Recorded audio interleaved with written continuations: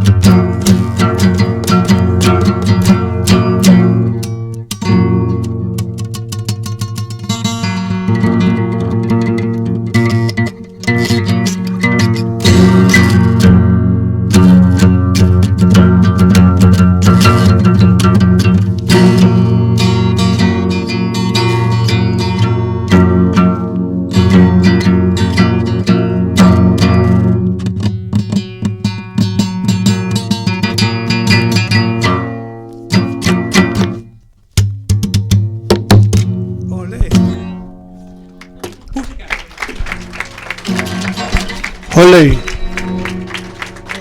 Olé! Música, olé!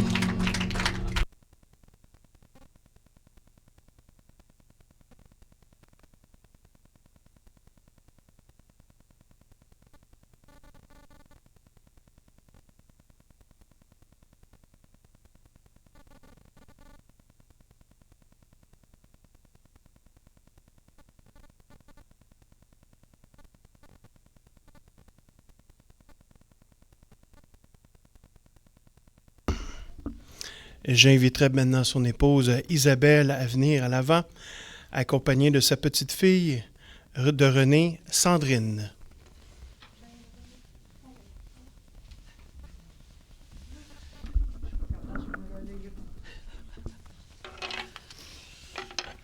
OK. OK. On dit que le bonheur est un chef-d'œuvre parce qu'il y est fait de petits riens heureux qui, additionnés les uns aux autres, tissent une toile magnifique. Je peux dire que c'était ça avec René. Parce que son âge, c'était juste un déguisement. Il m'appelait sa princesse et moi, c'était mon roi, casse-cou. Il était bricoleur, mais tellement indiscipliné. Il travaillait nu-pieds, torse nu, pas de protection sur la tête. Il se blessait souvent et moi, je jaspinais ou je chiolais. Souvent, après, lui, il prenait ça en riant. Il était malgré tout tellement habile et infatigable. René était un homme tendre, sensible, discret, mais avec de la vie jusqu'au bout des doigts. Il était actif et très positif. Il avait ce regard unique et puissant, où on disait qu'il regardait toujours avec de la profondeur, attention, et il était chaleureux. Loyal et calme, un calme qui m'a aidé à canaliser mes turbulences et mes énergies. Ceux et celles qui me connaissent savent ce que je veux dire. C'était un homme serein dans la vie, une grande force paisible et lumineuse. On dirait que sa mémoire ne veut pas quitter les odeurs de René. Mais je sais qu'il ne m'a pas quitté. Il a pris le chemin invisible. Il s'est déplacé dans un ailleurs qui traverse les souvenirs et qui étire le temps à l'infini. Benoît de Groux a écrit « Je veux m'en aller, ma hotte lourde de souvenirs, et les yeux pleins de fierté d'avoir vécu, vivante jusqu'au bout. » Et ça résume bien René. Vivant jusqu'au bout.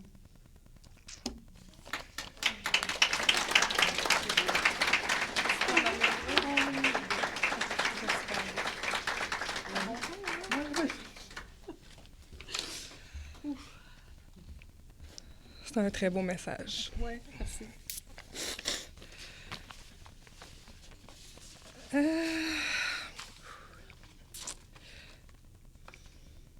Ma mère n'est pas là aujourd'hui, Corinne, la fille de René, mais elle m'a envoyé un petit texte à vous lire. Je vais débuter par celui-là.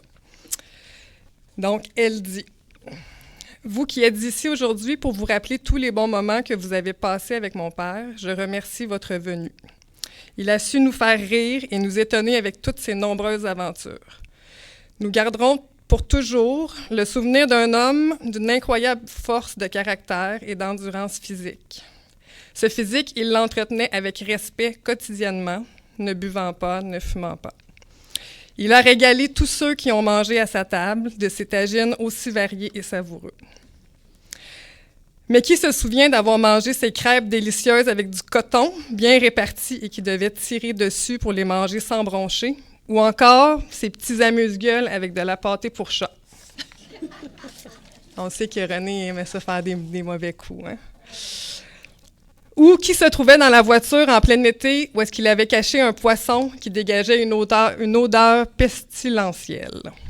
Sans compter ses haltères qu'il faisait monter par beaucoup moins fort que lui dans sa chambre d'hôtel lors des tournages en location.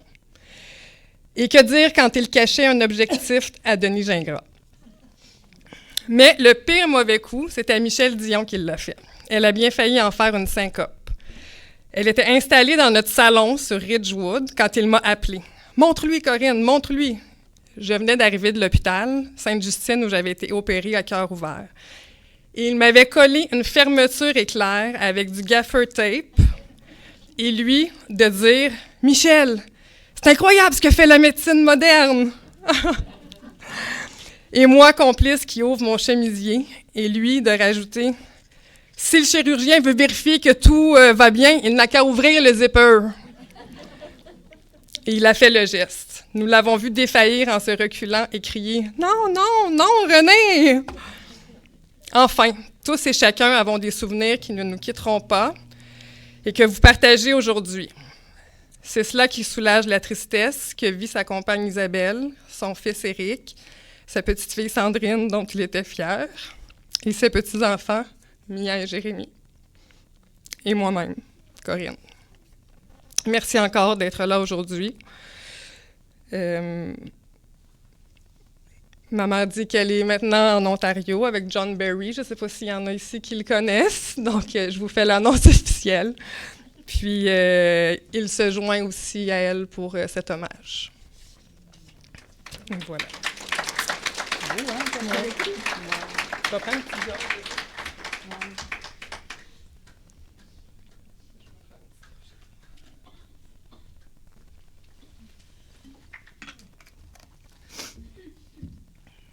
Alors, à mon tour.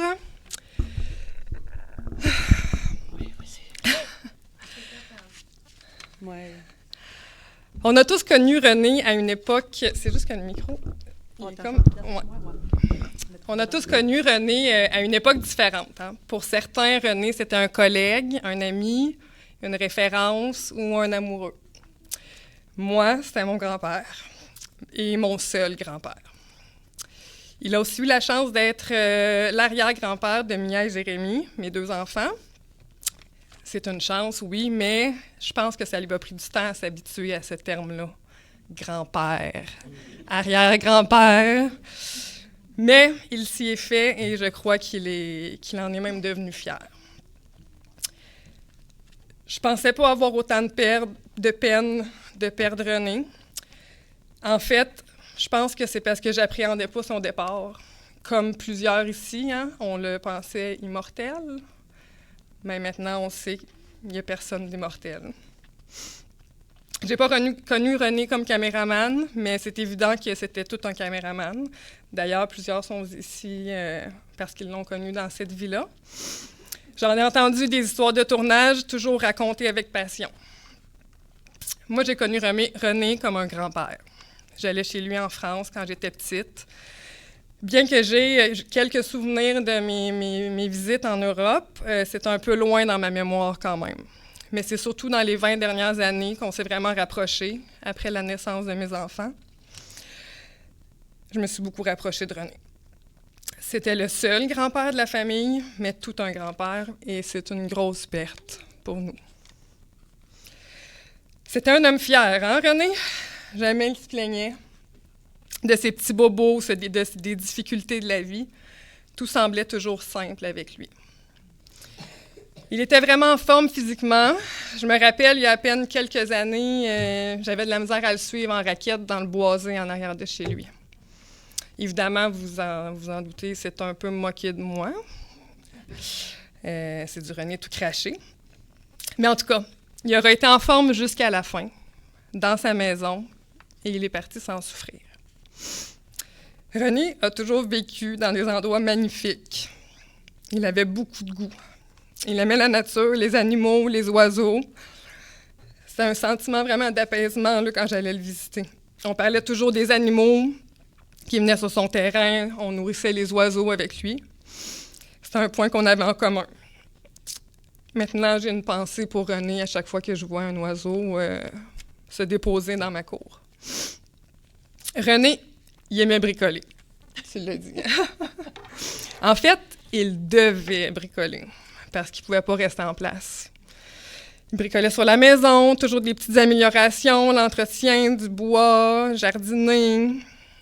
Puis quand j'y pense, je lui ressemble sur ce point-là. Puis mes amis pourraient en témoigner. J'étais assez débrouillarde. Je suis toujours en train de faire des petites affaires, patenter des affaires, améliorer, entretenir ma maison. Mais en fait, c'est parce que j'aime ça. Comme René. Il aimait ça. Il aimait ça se tenir occupé. C'est dommage que ce soit souvent la perte d'un être cher qui fait qu'on réalise ce qui nous unissait. Puis en même temps, c'est vraiment beau.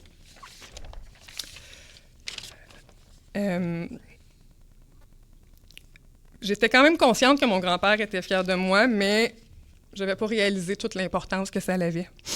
Dès son décès, j'ai compris que c'était 1000 fois plus important que ce que je croyais. Moi, j'ai perdu quelqu'un qui s'intéressait à moi, qui prenait des nouvelles à chaque semaine. Ça me manque déjà depuis lui parler, puis ça m'attriste vraiment de savoir qu'il n'est plus avec nous. Il était rassurant. Comme je l'ai dit, on se parlait régulièrement. Puis maintenant, je peux me réconforter en me disant que je peux lui parler à tout moment.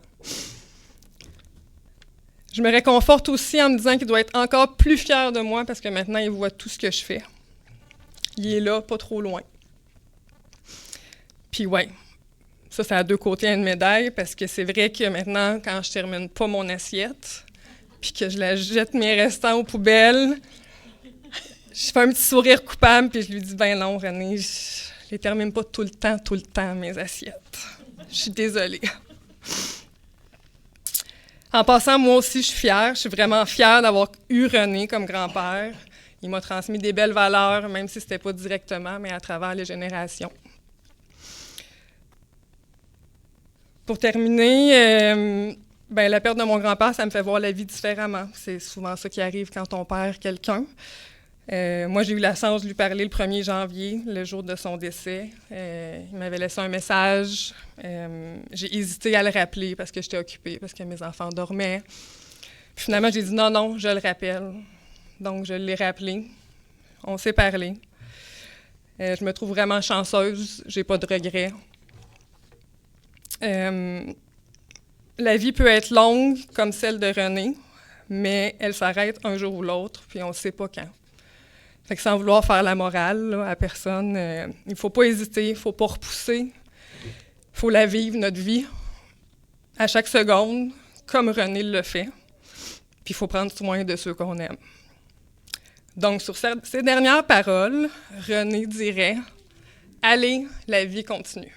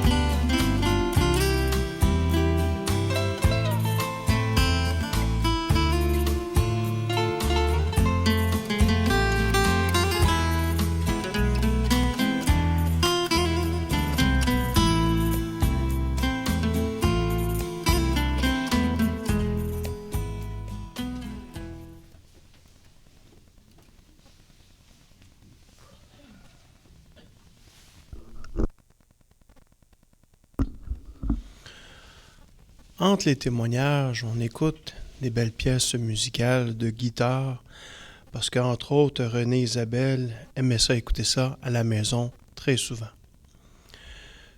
Et trop souvent, à mon avis, on reçoit toutes sortes de mauvaises nouvelles, des ondes négatives ou des vibrations négatives, peu importe. Et malheureusement, on dirait qu'on perd le sens de la nostalgie du moment présent.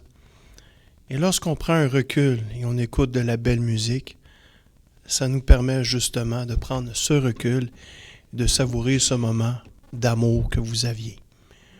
Donc, à votre façon, à vous, bien sûr, à la maison, de trouver votre propre moment d'intériorité, de méditation. Maintenant, nous sommes à la période où c'est à votre tour de vous laisser parler d'amour. Avons-nous des volontaires qui souhaiteraient venir à l'avant pour qu'on puisse bien vous entendre? D'une anecdote, un souvenir, un mot, une expression, un autre mauvais coup qu'un pâté au chat qui vous serait servi sur des biscottines, par exemple. Ce qui d'ailleurs est une très bonne idée que je vais faire chez nous. Avons-nous des volontaires? Oui. Est-ce que vous voulez venir à l'avant?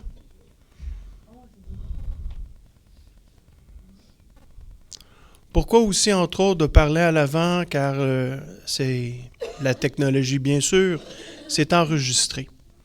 Donc, les personnes qui n'ont pas eu l'occasion de se déplacer, ou entre autres, certaines personnes en France souhaiteraient l'écouter, donc vont être en mesure de mieux vous comprendre si vous parlez, bien sûr, à l'avant. Et votre nom? Serge Grenier. Serge Grenier, à vous la parole.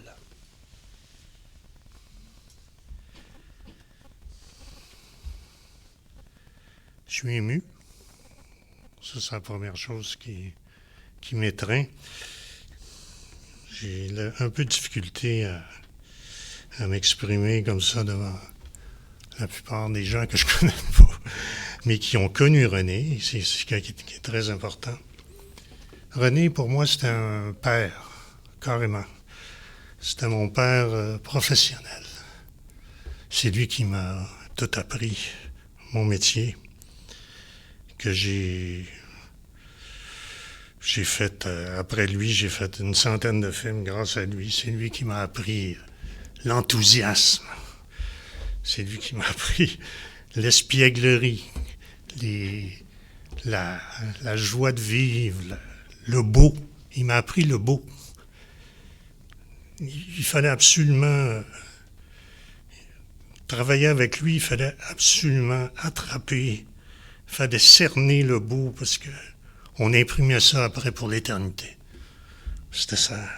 C'est une façon qu'il avait de m'enthousiasmer, puis il a réussi.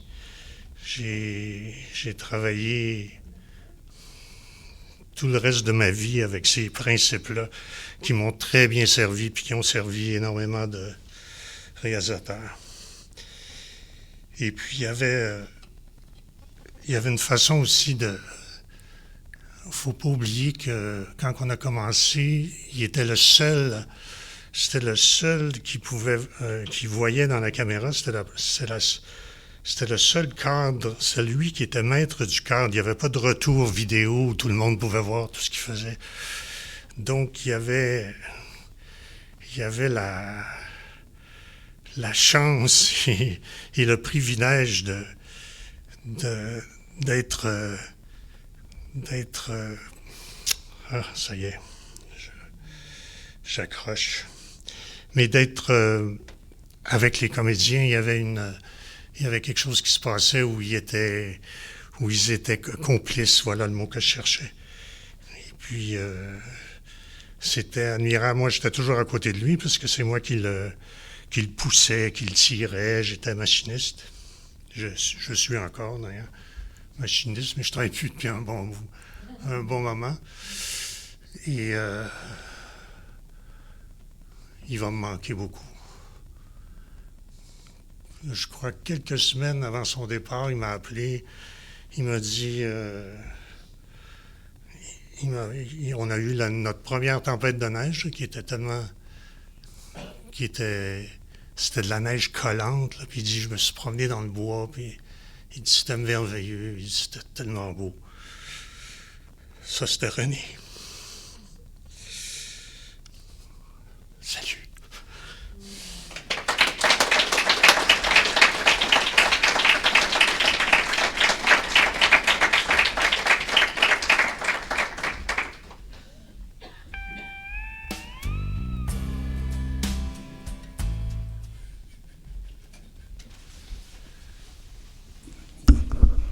Il y a des gens trop grands. Guy Fournier. Je vous emmerderai pas longtemps. Je vais juste vous parler de René, qui a été, si on veut, à l'époque, la plus glorieuse et la plus difficile de notre cinéma. René a été l'employé, le caméraman de confiance avec Bernard Chantrier chez Onyx Film dans les années 80. Et René, à cette époque-là, et ça va vous expliquer pourquoi il est devenu si riche, c'est qu'à cette époque-là, un caméraman qui travaillait de 40 à 60 heures par semaine était payé 125 $ par semaine. Aujourd'hui, plusieurs années plus tard, un caméraman qui est plus ou moins bon est payé 125 $ de l'heure. Alors, ça vous explique comment René a pu ramasser une fortune. Je voudrais vous parler de Danielle Ouimet. Danielle Ouimet, dont vous vous rappelez sûrement, qui a fait des films où elle était moins habillée. si on peut dire. Et je sais que Daniel m'a toujours dit, René, ça a été formidable parce que il a fait tous les films où je devais me montrer dans mon plus simple appareil. Et il m'a toujours défendu, il a toujours fait les choses de telle sorte que je puisse les faire sans avoir de problème. René, la dernière fois que je l'ai vu, c'est chez lui. Je pense que c'était l'hiver parce que, sûrement, parce qu'il y avait ses raquettes à l'entrée de la maison. Et j'en revenais pas. Je me disais, comment tu peux faire pour faire de la raquette à l'âge que tu as? Parce que je sais que moi, j'en faisais pas à son âge et j'en ferai encore moins aujourd'hui. Cela dit, René Verzier, c'est un homme humble. C'est un homme dont, aujourd'hui, peu de gens parlent dans notre cinéma.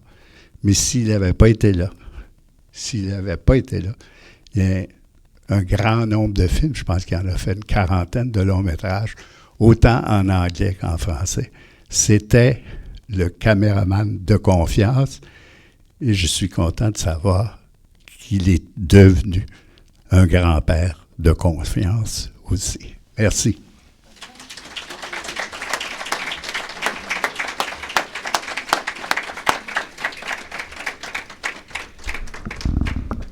Ça court à l'avant pour témoigner.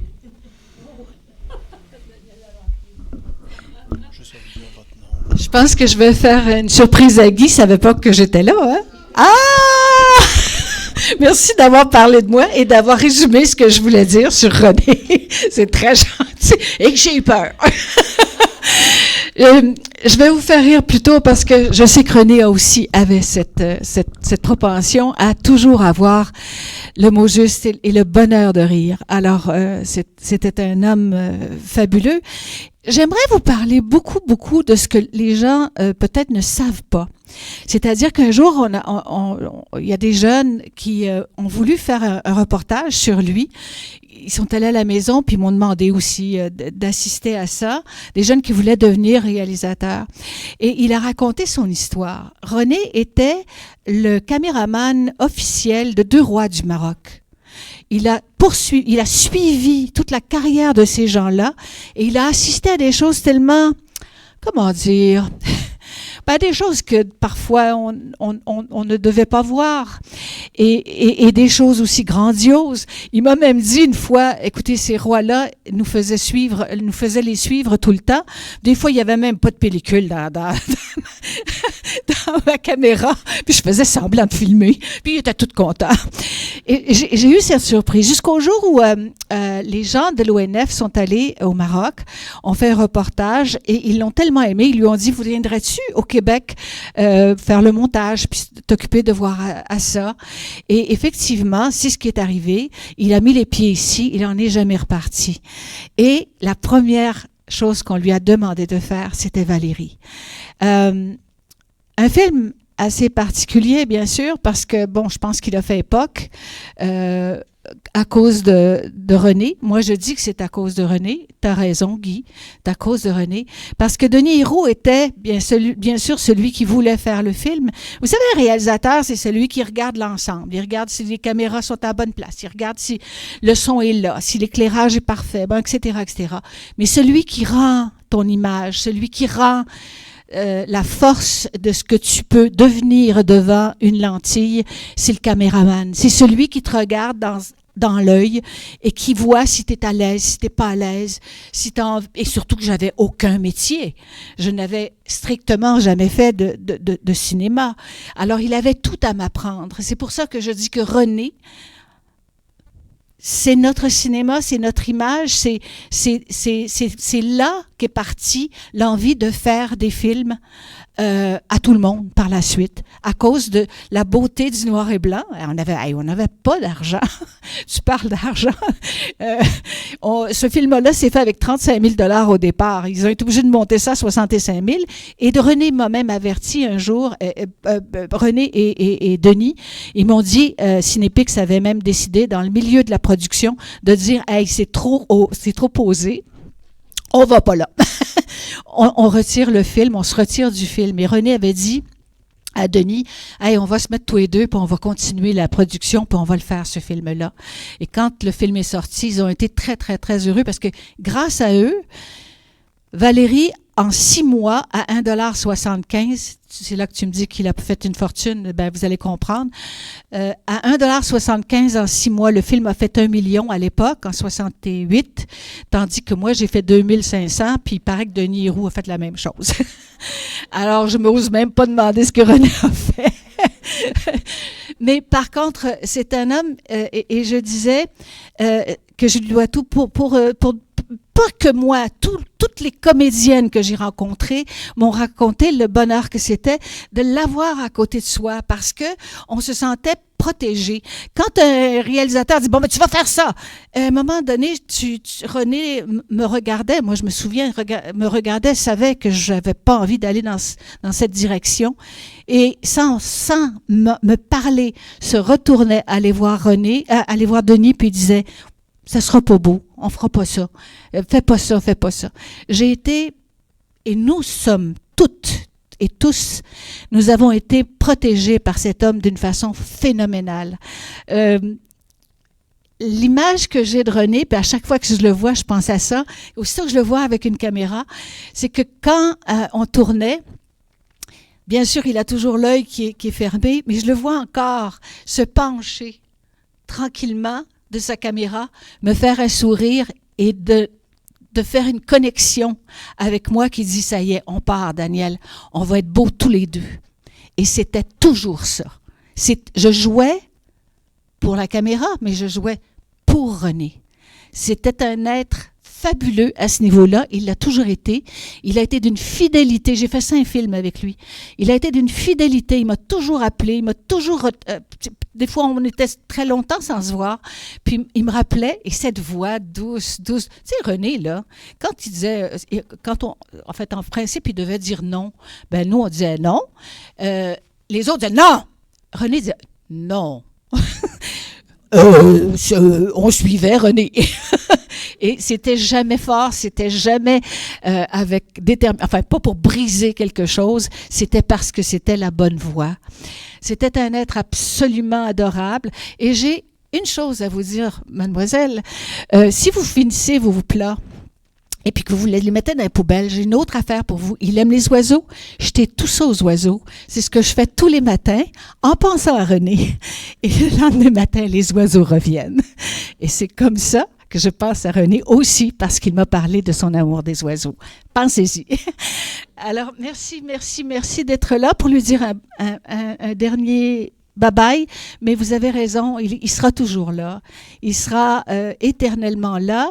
Et vous savez, on pense qu'on est éternel, c'est vrai, mais je m'approche de son âge. Alors, à un moment donné, là, j'espère que vous allez venir me voir pour les mêmes occasions, pour la même occasion. Et pensez à lui tout le temps, parce que ça va vous faire sourire, ça va vous mettre de bonne humeur et ça va vous faire réaliser que la vie vaut la peine d'être vécue. Voilà.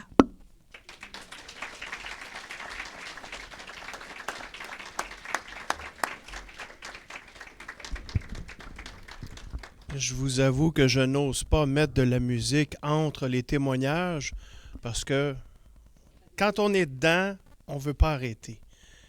Est-ce qu'il y en aurait d'autres qui souhaiteraient? Is there someone else who also would like to give a testimony in English? En français. En français. C'est-tu? En anglais, Calice. Hein, René? Hey, wow, quel plaisir. Moi, j'ai fait un film avec René, mais combien de films Gilles Carle a fait avec René, je ne le sais même pas. Mais il en a fait beaucoup, mais je sais comment René aimait Gilles. Et sur les dernières années où on était à Saint-Paul-d'Abbotsford, René à Shefford, il venait nous voir. On venait manger la tagine. Et mon Dieu... Il a déjà raconté l'histoire des petites culottes que je vais te laisser raconter sur le plateau, mais c'était comme un frère. Je ne l'ai pas connu autant que Gilles, mais on avait cette communion de frères. Et tiens, j'ai un beau poème de Miron pour toi, René. C'est un peu de nous tous en celui qui s'en va. Et c'est en celui qui naît, un peu de nous tous qui devient autre. Gaston Miron, que tu aimais beaucoup. Puis comme tu aimais Gilles, ben je vais te chanter une petite chanson que Gilles y a écrite. Et puis vous allez chanter avec moi, par exemple, dans le refrain, là. Brûle, brûle, brûle, la chandelle de la vie. Brûle, brûle, brûle, la chandelle de l'amour. Passe le temps de vivre, le temps du bonheur. Passe les heures exquises, le printemps et les fleurs. Déjà la flamme vacille, déjà notre cœur aussi. La noirceur tombe sur la ville. Adieu l'ami, adieu la vie. Brûle, brûle, brûle, la chandelle de la vie. Brûle, brûle, brûle, la chandelle de l'amour. Brûle, brûle, brûle, la chandelle de la vie. Brûle, brûle, brûle, la chandelle de l'amour. Merci. Merci, René.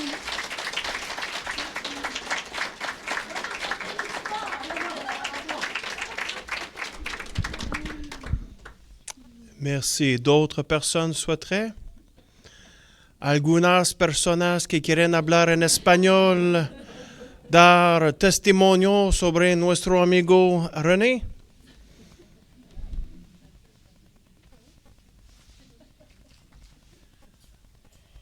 Isabelle est un petit peu au courant de ce qui s'en vient. Vous allez dire, coudonc, il est trilingue. Puis si je vous dirais que je parle arabe, une personne souhaiterait-elle raconter une anecdote? Pas plus que ça. Mais sérieusement, la parole, elle est à vous.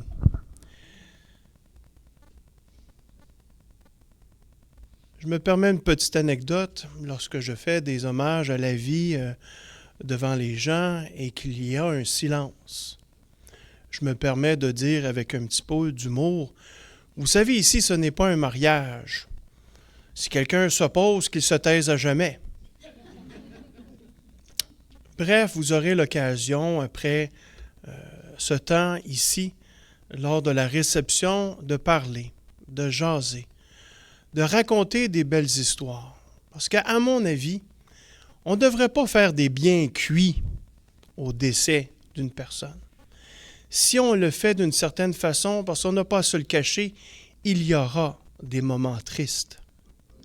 Mais lorsqu'on se parle de beaux moments ou de belles chansons, des beaux souvenirs qu'on se raconte, eh bien, c'est pour nous encourager. Que peu importe, et ça aussi je le dis souvent dans mes hommages, souvenez la crise de verglas en 88? Et c'est là que je dis, je voulais simplement m'assurer que vous m'écoutiez toujours. Quels sont vos points de repère lors d'une panne d'électricité? Et c'est de là, effectivement, chandelle. Et où votre chandelle? Vous, à quelque part sur la table. D'autres. Quand j'entends une personne sur 70 qui me dit chandelle, ça m'inquiète pour les 69 autres. L'idée ici, quand arrive une mauvaise nouvelle, quel est votre point de repère?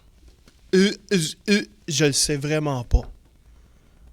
L'idée ici, quand arrive une mauvaise nouvelle, rappelez-vous de tous les bons souvenirs qui ont été partagés aujourd'hui en l'honneur de René. Et qui sait, peut-être, la lumière surgira de l'obscurité. De là l'expression De l'obscurité naîtra la plus belle des lumières, et c'est ce que je souhaite qu'il vous apporte dans votre vie et de ce que j'ai vous entendu aussi dans la mienne. Ça va comme ça? Alors, durant les dernières pièces musicales de guitare, vous serez invité à venir toucher l'urne. J'ai toujours dit, est-ce que c'est un lever de soleil ou un coucher? N'a pas d'importance, il y a de la lumière. Laissez votre main sur l'urne comme un dernier baiser, un dernier câlin, une dernière poignée de main, une prière ou une pensée à voix haute ou à voix basse. Ce temps vous appartient, parce que ça va être la dernière fois, symboliquement, bien sûr. Et afin d'assurer une meilleure circulation, vous inviterai tout de suite après de sortir et de descendre la chapelle ou la salle commémorative tout de suite à votre gauche. Il y a autant un escalier qu'un ascenseur et vous êtes bien sûr invité à un goûter d'amitié. Ce n'est pas pour fêter son départ, mais je dirais plutôt d'ouvrir un nouveau chapitre dans votre vie. Ceci étant dit, vous souhaitez un bon retour à la maison et au nom du complexe Le Sieur, nos plus sincères condoléances. Merci.